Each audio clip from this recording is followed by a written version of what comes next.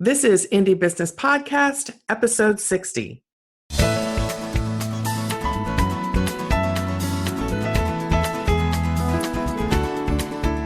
Hello, and welcome to this episode of the Indie Business Podcast. I am your host, mentor, and coach, Donna Maria, the founder and CEO at indiebusinessnetwork.com and the hostess of the Indie Cruise Retreat and the Maker Mastermind Experience.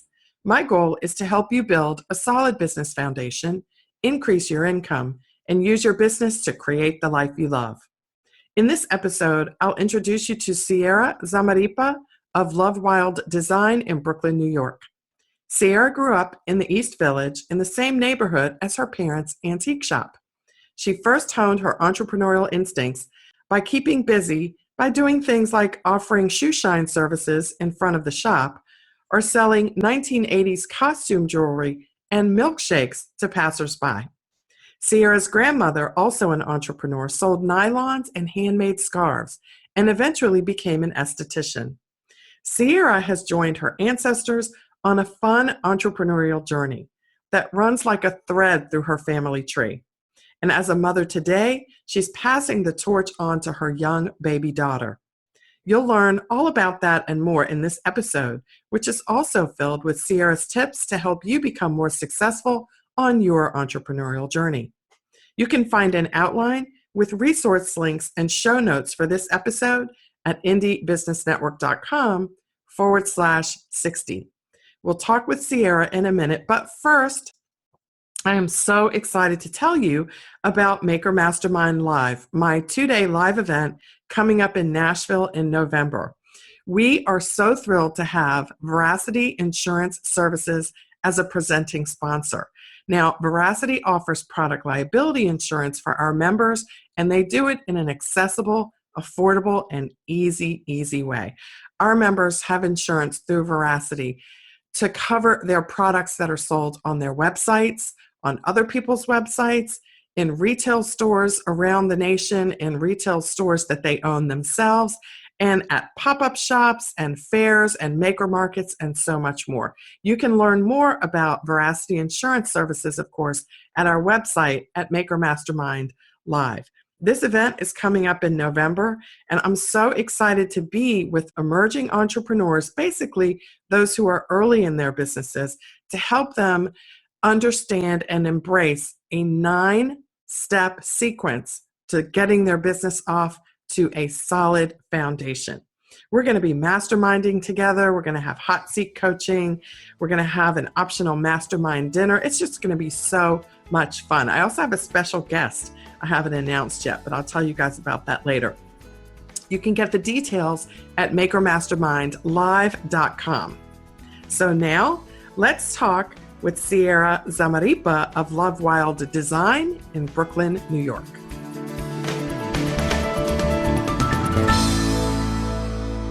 Sierra Zamarripa from Lovewild Design in Brooklyn, New York. Welcome to Indie Business Podcast. Thank you, Donna Maria. So Sierra, tell us where you're joining us from today. Where do we have the pleasure of speaking to you from? Right now I'm in our store and studio in Brooklyn. Oh my goodness. So you have a studio and a store. That's right. The store opened not too long ago. So we're going to ask you about that. But first, Sierra, so excited to have you here. And you have a really interesting entrepreneurial story that goes all the way back to shoe shines. Can you take us back a little bit in your life and tell us how your entrepreneurial journey first began as a child? Yeah, sure. So I grew up in the East Village, outside of my parents' store. And I sort of, just to pass the time, always would come up with different ways of making a few bucks, which would be shoe shining, or once I found a big bag of like 80s costume jewelry and would sell that to passerbyers. And once I went door to door selling milkshakes, just various silly things, but it kept me busy. And yeah, I guess it kept the entrepreneur spirit going. Well, tell me a little bit. I'm curious about your parents' store. What was it? And were you there every day? Were you helping them run the store? Yeah, pretty much. It's antiques. It's no longer around, but it was it was an interesting place to be and to grow up. Yeah. Do you feel that some of your entrepreneurial instincts and things were first honed in that store when you were a very small child? Oh yeah, definitely, because it was always on around me. My grandmother was also an entrepreneur. She grew up in Mexico City, and she would go door to door selling nylons, and then came here and was selling scarves, hand making scarves, and then started an esthetician business. So yeah, I got that from her as well.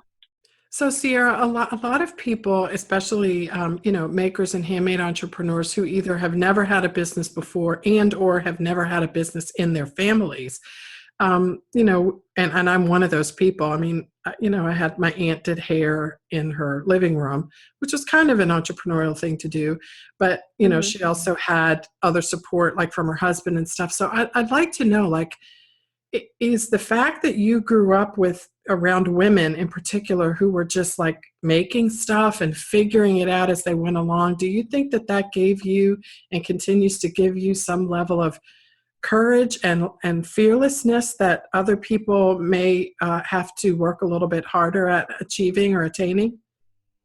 Yeah, definitely. I think to a lot of people, the notion of not having like a normal 9 to 5, um, and sitting at an office every day or what have you is kind of the norm. But for me, I guess we always saw that everyone around us had odd jobs or was working for themselves or had some sort of side hustle, even if they did have a normal job. So it was already kind of accepted and just seemed like the inevitable route that I was going to take. Um, and I tried the normal jobs, but they just were never really a fit for me. Um, so it just seemed like, going full circle. And I'm curious too, Sierra, in this day and age, since I think we're seeing a lot more people embrace the lifestyle that you have.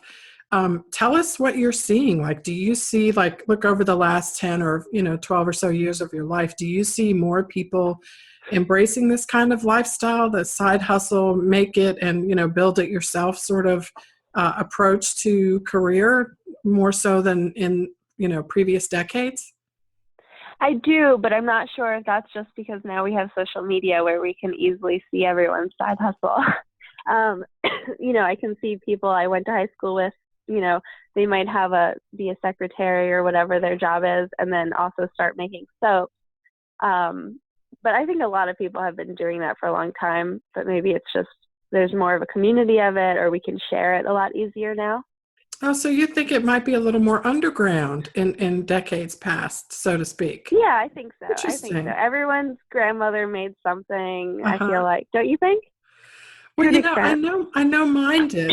It's true that mine did, actually, now that I think about it. She sewed clothes and she had a vegetable garden and she would sell the vegetables and she even sold Mhm. flowers from her garden.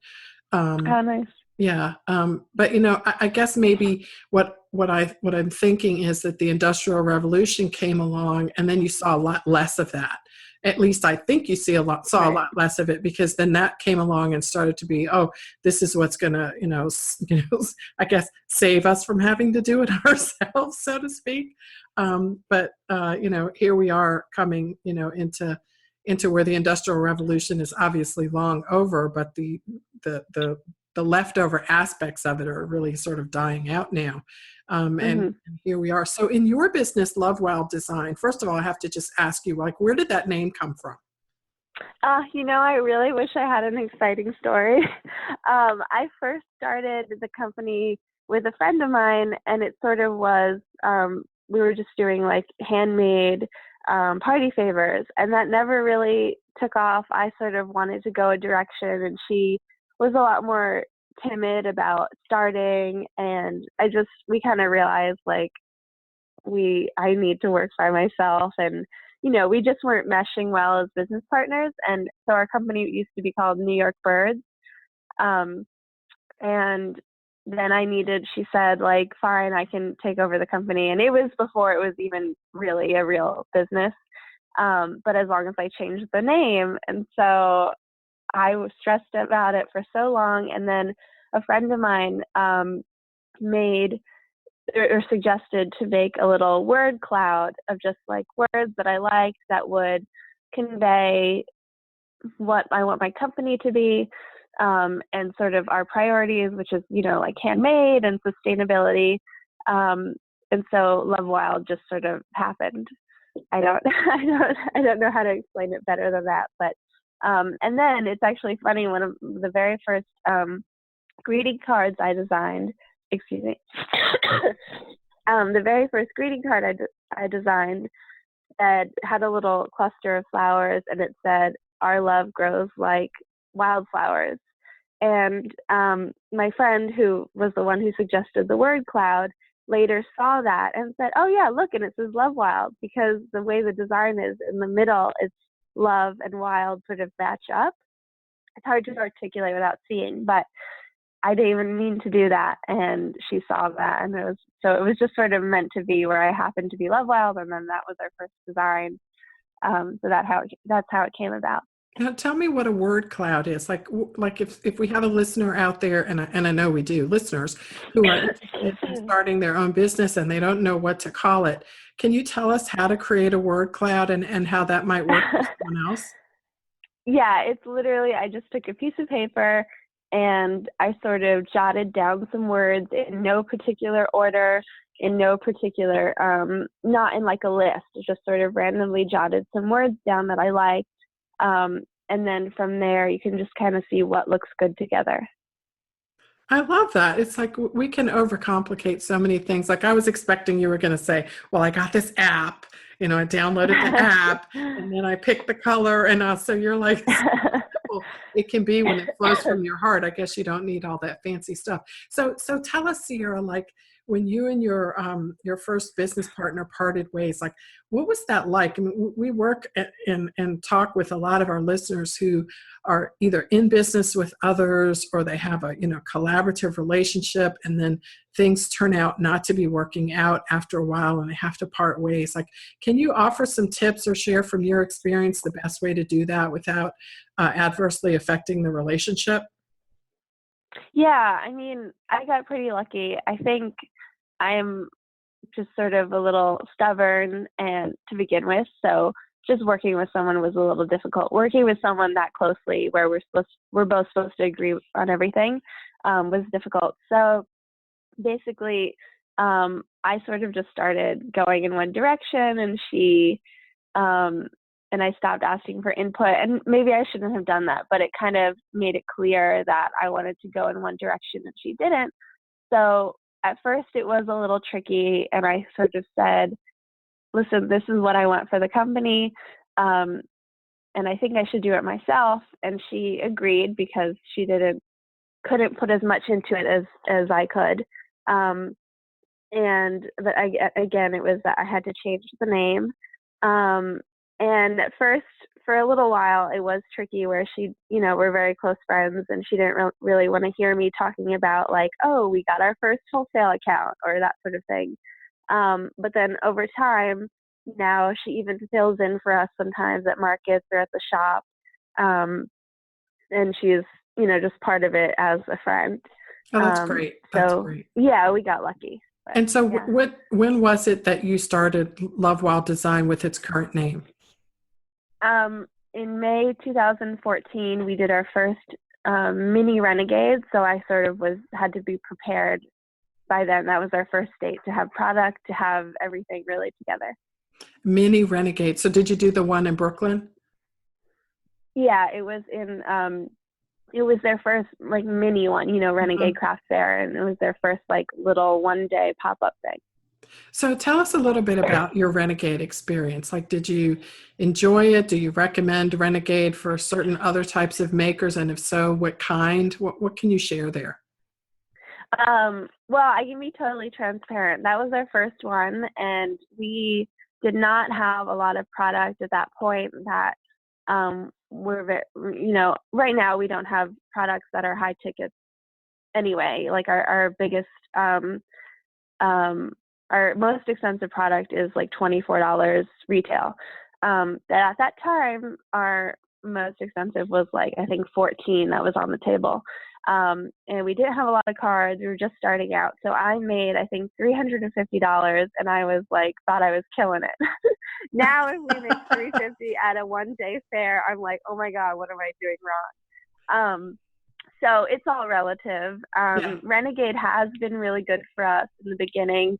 They posted us on their Instagram, and that Nice. helped us get followers.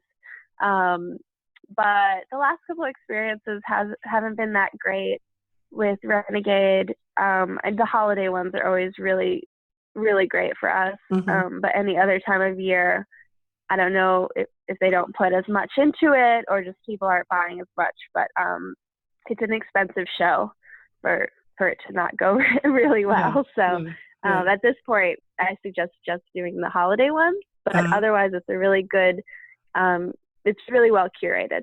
Yeah, they are. And I love shopping the curated shows. I've been to Renegades in several cities, and I do enjoy them. I'm not one of the people that's not shopping. I probably go and I really drop most of my retail therapy at shows like that every year. But thank you for sharing that too. And it's such an indication too of like it depends on where the show is, and it also depends on your business and really just how you approach things because it's different for everyone, right? We can all Mm-hmm. offer certain tips and things, but until you actually do it, right, Sierra, you don't really know what it's going to be like for Yeah. you in particular. Yeah, definitely.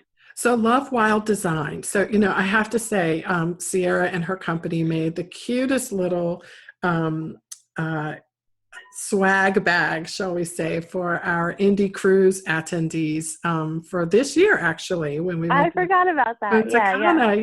Yes. We posted that on Instagram. I remember seeing it. Thank you so much for sharing. So I want to share with everyone like what your product line, I was going to say what your product line is, but you have different segments. So tell us a little bit about that and what it is that you offer, Sierra. So yeah, we just kind of morphed into whatever we need at the time. So it's sort of, we started with custom wedding invitations, like letterpress, hand illustrated. And then I realized I did not enjoy working with brides, and I didn't enjoy all the back and forth to only sell at once. So then I made a couple different quickie products for one of our first markets, which was Renegade, but then also the Hester Street Fair, which was like a local summer market on the Lower East Side in the city. And people started to respond to our products. So it just sort of went from there. I made some stationery that was all letterpress printed and plantable. And then we made recipe dice, which are little dice that you roll. They tell you what to make for dinner. And I think And I let me made just like pause one. on the recipe dice. I have to because they are so adorable. I mean, you like literally, a dice usually has, 1, 2, 3, 4, 5, 6 dots on it. I just want to explain for people who may not know. When you roll these dice instead of the dots, you have like parsley and cilantro and eggplant and lettuce. Like you can go into your refrigerator Yeah. and throw something together and don't have to think about it because you have the recipe dice. I love it. And then it's like a smoothie one, Yeah. right? I think so adorable. Okay, I just had to Thank share you. that. So go and so many of your products too are, as you said, plantable. So tell me, I know you have other products too because I think you have Bath and Body. So let me let you continue. Yeah. Oh yeah. But just to expand on the plantables, all of our paper grows wildflowers when you plant it. It's all handmade from recycled paper pulp and then embedded with seeds, and then we letterpress print it. So it just naturally biodegrades, and then the seeds can sprout. So all of our cards grow. But what else do we have? Oh yeah, we have bath products. So I came out with I think the first thing was a little bath tea and like a little facial clay. And people started to actually respond to our products. So I sort of started to go that direction because that just made more sense. We can make a ton of it, and not have to go back and forth with for a custom project.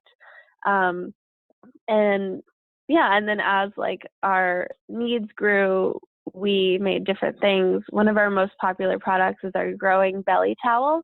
because when I was pregnant, I kept obsessively looking at the apps. It shows the gestational size of a baby in comparison to fruits and vegetables. Mm-hmm. But I didn't want to, instead of stopping and looking at my phone all the time, I made a little towel, and the little kitchen towel has the different sizes and it's all illustrated. And no one had really done that yet. So that's become one of our biggest products. And then we made tattoos also for a pregnant belly to like show the sizes, because they have the baby ones, where it's like 1 month, 2 months, but we didn't find any little belly tattoos. So we made those. So that's just sort of how we come up with new things. That is so cute. Like, do people put the little belly tattoo and like take a picture on Instagram of their belly? Like, Yeah. that is such a neat idea. And I love the towels too. It's like I was, like my ovaries started tingling when I saw all this website, because my kids are, way teenagers now. But so exciting that you have just evolved in this way. So I have a question about that, Sierra, because, you know, what's the business planning process like for you? Oh gosh, there is no. No, Okay, I tell us shouldn't about say that. I don't know. I feel very self-conscious when it comes to that.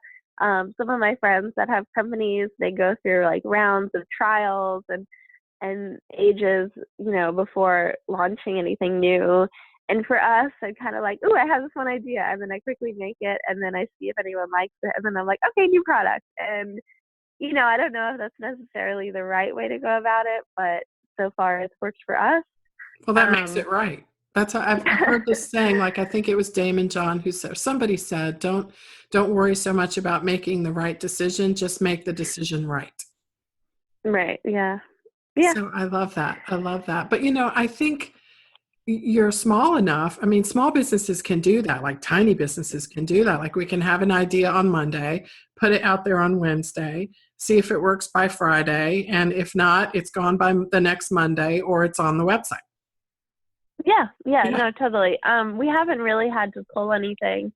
The only thing we're starting to rethink is our recipe dice, just because they take so long to make Mm-hmm. that we're sort of hitting pause until we can efficiently figure out how to make them better, and faster, because at this point it takes such a chunk of time that it doesn't really make sense for our wholesale accounts, because then their whole orders have to wait on recipe dice. So that's the only thing we're sort of taking a look at. But other than that, it seems to have worked out the way we come out with things.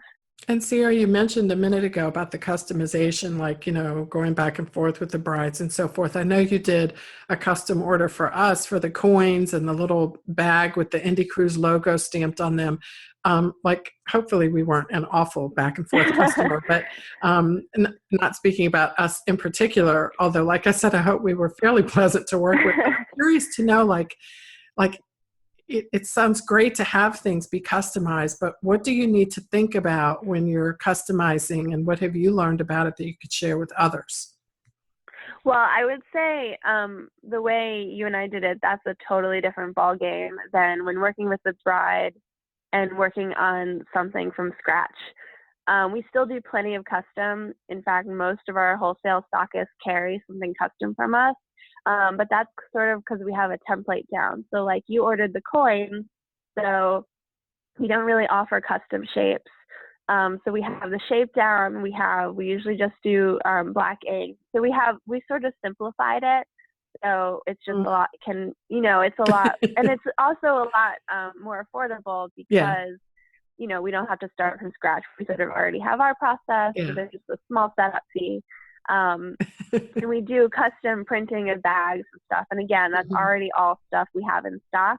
Right. Whereas when it was difficult, it's because, we're doing a total bridal suite invitation where we have to custom illustrate a map for their town, on some destination wedding. And then it's just, all these different layers that come into play. And from that, you have various proofs for each step. Yeah. And so that's really becomes time consuming. Yeah. And again, you can only sell that once. Whereas we have the bags, you only need the only customization is, say, like a small printing plate, and that's it. Good. So that's sort of how we made custom work. And we have these pencil pouches and these tote bags we do for a lot of our stockists, and they say, you know, California, I love you, or whatever their town or their city is. And those are really popular, but again, those are really easy for us to get out. I see. So I love it. Like you like took all my options away so that I would not be a pain in the rear end. No, but I don't mean to say it that way so much as you really just kept it so simple. Like it was easy. Like I didn't have to go look at a bunch of different colors and shapes and sizes. It was like, here's Yeah. my logo, here's the bag, here's the coins, here's how many I want. I think we went back and forth one time with Yeah. the proof, I guess it was, how it looked. Hmm. And then the next thing I knew, they were in my mailbox. So it was a very efficient process. Thank you for sharing those tips. So you mentioned a bit ago that you have custom orders from your wholesale stockists. Like, how does that work? Like, if I were to walk into a store and want something customized, they have to take my order and send it to you. How have you made that efficient? No. No? So basically, we have different totes and different pencil pouches in stock in our store and studio, and Mm-hmm. they just place orders as though it's a normal product that we carry, but it's their town or whatever they want. Oh, right. So I see. one of our most popular is like Nantucket, I Love You. So that store, they place an order like in the summer only, but about every 2 or 3 weeks.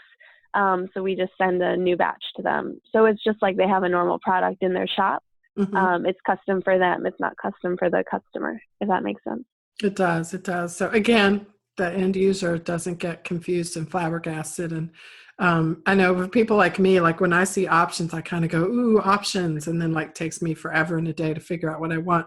So you just recently opened a retail store, Sierra. Tell us about that. Yes. So it's sort of been a dream for a while because we used to be in a little warehouse building, a little warehouse artist building in a more industrial Brooklyn. And people would, I think we've even talked about this on your Facebook group, but where to put hours or if you're open, if you only have a website. And so we sort of had that same issue because on Google Maps, it showed our address because I wanted to be, verified as a business for our site. However, people would just sort of show up and I didn't feel comfortable letting them in because it looked insane. We have shipping Mm-hmm. boxes up to the ceiling, it just looks, it's where we make everything. It looks crazy. Right. So sort of it was a dream in the back of my mind to have a store in studio so people could see what we do. And we sort of were going to at first treat it just as a showroom, but so many of my friends have great companies and there are just so many companies that I admire that I wanted to just buy them and have them alongside our product. So that's how that happened. And we happened to just find an amazing space and a landlord. It was sort of like a dream because we had a small budget and in New York, rent is insane. So we were hoping that someone would just happen to like us and give us something in our budget. And weirdly, that happened. Our landlord, we gave him our wholesale catalog and we gave him our story and he brought it down to what we could afford. And he's been a dream and our neighbors have been a dream and it's really has been amazing. And we've been meeting all kinds of people and hosting workshops. So yeah, it's been amazing to finally have this space that we've dreamt of for a while. And you just said two things that made my spine tingle. You said that you had been dreaming about it. And then after you opened, fast forward and you said, it's been a dream.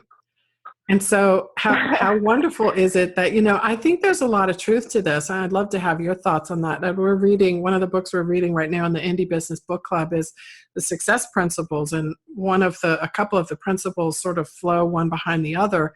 And the first thing is like, identify what you want, focus on it. And then I don't know if magic is the right word, but it finds its way to you. Can you comment on that sort of approach and whether you put that to work in your business Yeah, yeah. it's funny. My mother, who works with me full time, she very much believes in that. And when we came to look at this space, I was pessimistic. I'm like, it's too much money and they're never going to come down. Someone else is going to get it.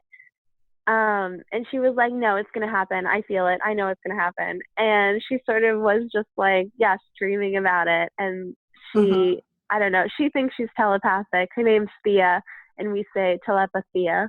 Ah, Um, and I don't know, I feel like she willed it into happening yeah, yeah. and kept pushing me to call the broker because there was someone that could afford it, the normal price. And we thought, I was sure they were going to get it. Mm-hmm. But I guess we just kept bugging the broker and sending him info about us. Mm-hmm. And yeah, it just sort of, it fell into place. Well, and let's talk about that. You said that you kept telling them information and you basically shared your story every opportunity you got. Tell us how you think that impacts your business on a daily basis, and also how it seems to maybe have impacted your ability to get this landlord to fall in love with you, like your story. How much does that matter to you in your business? Oh, for me, greatly. I mean, because we couldn't afford a lot, so we had to sort of rely on that. And I felt at first like that was sort of a naive thing, a naive dream, like, oh, someone will just love us and give it to us. But my landlord, we got lucky, is sort of more like a hobby landlord, because you hear all these stories of New York landlords, like they're terrible. But he's a family business, and his wife heard about us and was like, you have to give them a chance. So it really just was like the stars Oh were my aligned. goodness. And it's that sort of thing. I feel like people sometimes do it when buying a house. Like they Yeah. send a letter to the sellers saying like, oh, we're going to have our family here and this and that. So, I love it. yeah. I love so many nuggets in there. First of all, you never know. Hobby landlord. That's like a new term. Like that should be in the Urban Dictionary. What's a hobby landlord? So maybe that's a good tip for everyone looking for retail space. See if you can find yourself a hobby landlord, because they're maybe not traditional in some senses as landlords are, but also, Sierra, that it was his spouse that really got his ear about you. It's like, again, the hmm story, like she probably read or saw the marketing materials or whatever you sent and heard about what it was you were trying to do, and was like, this is a great story. Like we have to be a part of it. And that's so Yeah. exciting to hear. So you mentioned you work with your mom, and that must be Yes. interesting. But also, I wanted to ask you too, because when I see some of your Instagram feed when you're doing a show, you often have your baby with you. So you like got your mom and your baby. It's like a seriously generational thing here. And it sounds like you're raised that way. But tell us what it's like. I mean, your child is very young. Tell us what it is like, and what are your best tips for other moms of young children? I mean, you're managing a store, you're managing a team of people that are helping you make things. You go to hmm shows with your baby in a sling. And your mom is, back at the shop. So I want to hear, like, how do you juggle all this and integrate it so that it works successfully for you? Oh my goodness. Well, sometimes it doesn't, and we're late on orders, to be totally honest. But if you'll notice, last time when we had an interview and there was the video, Cecilia, my daughter, was all over me. Today, she is at nursery school, and it's actually the first month she started 2 days a week that I Mm-hmm. get a lot more done than normal. Mm-hmm. But just general day-to-day juggling, I would say that just constant improvisation is what gets us through the day. Like when she was, I think, 6 months old when we did our first traveling trade show to Vegas. And yeah, that was just constant. We had never been to Vegas. It was in the summer, so the heat, it's not like we could run and sit in the car with her or something like that. So she took naps in suitcases. It was a little crazy, but we made it work. And And let me Yeah, just it's just tell you, I remember those pictures and I remember looking at them going, that woman looks so relaxed. And I have a mom, and my children were very young when I had my start in business as well. And I remember pretending to be relaxed, just, and then I was so totally paddling. But it's so inspiring to see that, and I love that you are continuing your family tradition. Now your baby's great grandmother, who made scarves and, planted things and sold hmm them, is sort of in your blood now. Yeah, no, it's definitely cool to, and we have a lot of photos of um, me as a baby in the shop, and then her as a baby in the shop, and you put them side by side, and Oh my it's a little goodness. it's crazy, Oh my but goodness. Your poor it's landlord's also wife, man. I'm telling you, I would have been bowled over, but give them the space for free. Look.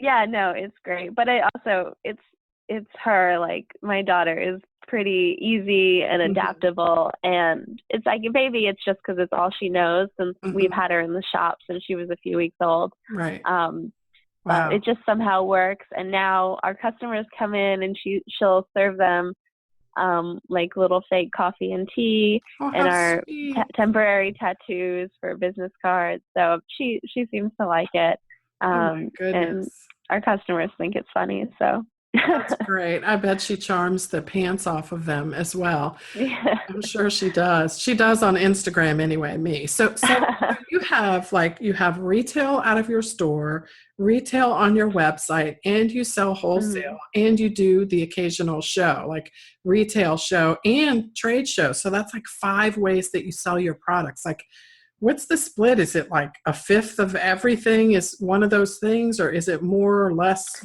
one or the other? How does that work? I would say it's not necessarily I moment, but we're about, I would say, like 85% wholesale. Mm-hmm. Just from the start, wholesale has been a huge part of us. It's how we sustain the business. Mm-hmm. It's been great. Our online site, it had a makeover last November. Through since then, we've noticed a big uptick, but I'm still working on traffic. Our conversion rate of the amount of people visiting the site and purchasing versus how it used to be has gone way up, but we're still working on just general traffic and getting our name out there. So that's why wholesale is our number one. That's so nice that you have the different income streams that you can rely on, and not having just one. And I have to say, I think when the website launched was when I went there and made my purchase. I think it was shortly after that. So, Sierra, what do you see on the horizon for makers and handmade entrepreneurs? I mean, you've obviously managed to successfully combine planning with improvising, which I think is probably one of the hallmarks of being successful in any kind of business, actually, but particularly I think when you're small, to be able to do that and not plan out so far that you become analysis paralysis, but also not be so knee jerk that everything is just like, oh my gosh, bright shiny, I have to go make it now. So Sierra, wow, it seems like you are like the perfect combination of someone who plans just enough to not get stuck in analysis paralysis, but then also, you're flexible enough to, like, launch something new without being like knee jerk and, bright shiny syndrome reaction. Like, how do you integrate those two things together to be successful in your business? Well, I don't feel like I do. I don't see myself as that at all, actually, to be honest. I We're not very good at planning here, and I don't know. I sort of do things until the last minute, but we're Hmm. getting a little bit better. We're starting to just, stock up a little more, but I Hmm. feel like we can never truly do that enough because we Hmm. are still super handmade.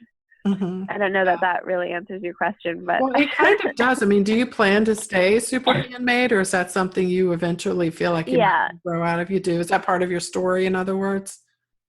No, I mean, we definitely started to delegate a little more, outsource a tiny bit.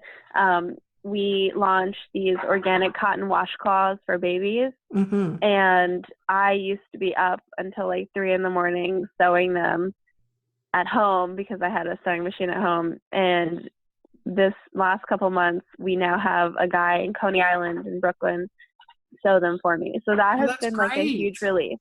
But they're still still handmade, right? Someone's yeah, still handmaking definitely. them. Awesome.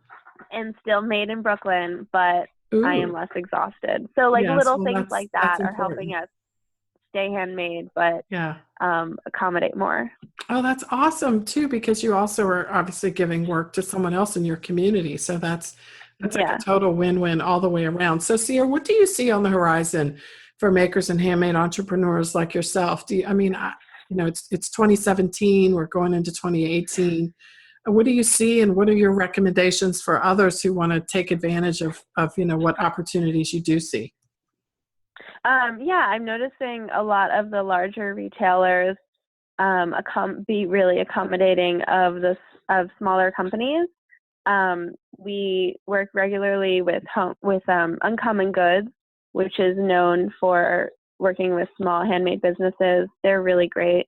And then also much bigger companies like Home Goods and TJ Maxx we worked with, and they're super accommodating, and it doesn't always feel like you're working with this, mega giant, because they are so willing to work on you with quantities and timelines and that sort of thing. So that's been great to see. Why do you think that is? Like, you've obviously noticed some sort of a shift, and why do you think that is? I think because they're taking note of smarter consumers, consumers that are looking for handmade in the USA or just more local. So Home Goods is launching local sections within their shops. So they want we did some customized items for them for Brooklyn and for New York, and they're starting to launch them all over, like in San Francisco. Yeah. That's great. That's great. So as we wind down here, Sierra, you've offered so many tips and insights into like the brain of someone who is like building a business from scratch. What's your best tip, or one of your best tips that you can share with our listeners who are, they have a dream like you did, and they're not sure what to do next? Like, what's your best advice for them to get started on the right foot? Oh gosh, I feel like that's a lot of pressure. I don't know. I'm sorry. Because, for me, I just sort of, I made it work while I was working, which I know a lot of the indie business people still are working other jobs while doing their passion project, what have you. And I sort of did that. And I think it's just a lot of compromise and getting by until you can do more than just get by on your business, but to just keep going and not give up. And I still get a bit down. Recently we went through a cash flow crisis with the move to a retail shop, and at first I was like, oh my goodness, are we gonna have to close? What is going on? And then sort of my mother sort of just reminded me, it's the summer, this happens every year, and this especially happens because of our move. And, it doesn't mean that you're failing as a business or, just as an entrepreneur, but there are definitely up and downs. And it's true, because I should have just looked at my books at that same time last year. Yeah. And normally we have a cushion, but this year we didn't because of all these expenses. So I would just say, look at the full picture than your bank account that day. Oh, yeah. What great advice. And also, my goodness, we all need your mother in our pockets. She's but that's, that is the best advice. I can't believe you said you didn't know what to say, because you have so much great advice to share. That is such a wonderful thing to share with everyone, that, we all have down days, and it really does look like you're never going to get another sale sometimes. I know that. Yeah. Because everyone hates me all of a sudden. And then you kind of zoom out and look at the bigger picture. So thank you for sharing that tip. So we are, coming into the holidays, and, there's always sales seasons in business. Tell us where we go to purchase your products, and what do you have waiting for us when the holidays do start, Sierra? Where to go? Well, our site, lovewilddesign.com, but also we just added a ton of new retailers, and we have a little retailer page. So you can find us probably near you, Awesome. or somewhat close. And we're really good at stocking stuffers. So we have lots of little temporary tattoos, or we have a Kohl soap that's, like Kohl for your stocking. Right. And yeah, we just have a lot of good little things. So it's all on our site. Wonderful. And then can we come to your store in Brooklyn as well? What's the address and what are the hours? Yes, definitely. It is at 348 South 4th Street. It's in Williamsburg, South Williamsburg, just over the bridge. And we say our hours are Wednesday through Saturday, 11 to 5, but really we are here all day, every day. We just didn't know how to do it, how to first advertise our hours as a make shop, if that makes sense.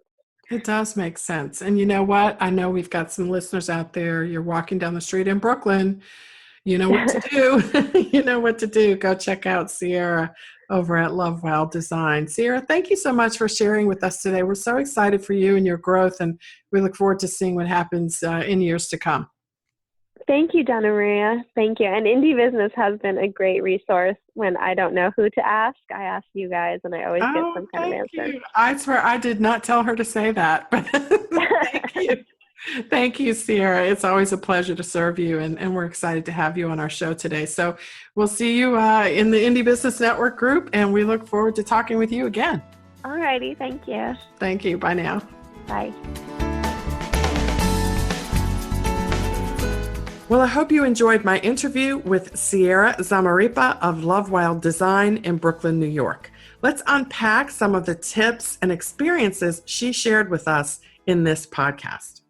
Number one, share your story. Sierra shared that the reason, or at least some of the reason, that she was able to land affordable retail space in Brooklyn is because her landlord and his wife loved the story of her business.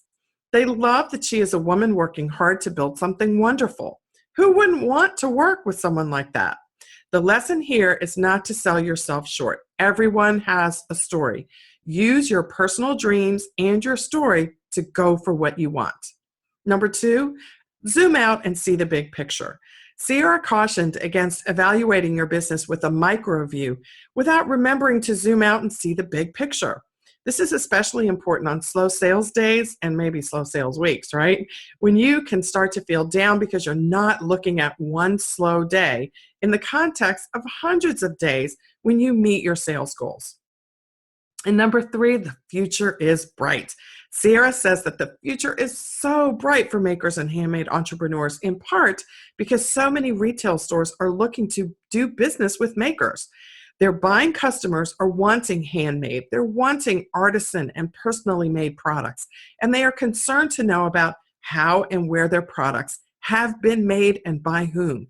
Even large retailers, Sierra says, are willing to relax their minimums and other requirements so they can carry handmade goods in their stores. Well, if you enjoyed this episode, be sure to check it out and send it to other people who might enjoy it as well. Help us spread the word. This podcast is all about you and the indie business revolution because you are breaking the mold of traditional entrepreneurship and creating success on your own terms. I'm so excited to be on this journey with you. You can catch every episode of the Indie Business Podcast via iTunes, Stitcher, or your favorite podcast streaming app. And of course, you can always find each episode and the entire audio at indiebusinessnetwork.com/podcast archive. And if you're listening on iTunes, won't you do me the favor of rating this podcast? I'd love to know what you think, just really honestly. There's lots of podcasts out there, and we want to know what you think about how we stack up. You can even tell us what you'd like to see if you'd like to see some new and different things. It helps me so much to know that you appreciate the amazing people and stories featured on the Indie Business Podcast. You can also share episodes from my blog at indiebusinessnetwork.com to your favorite social media outlets. We really appreciate that. I'll see you on the next episode of the Indie Business Podcast. In the meantime, break all the rules, build your own corporate ladder, and create the life you love.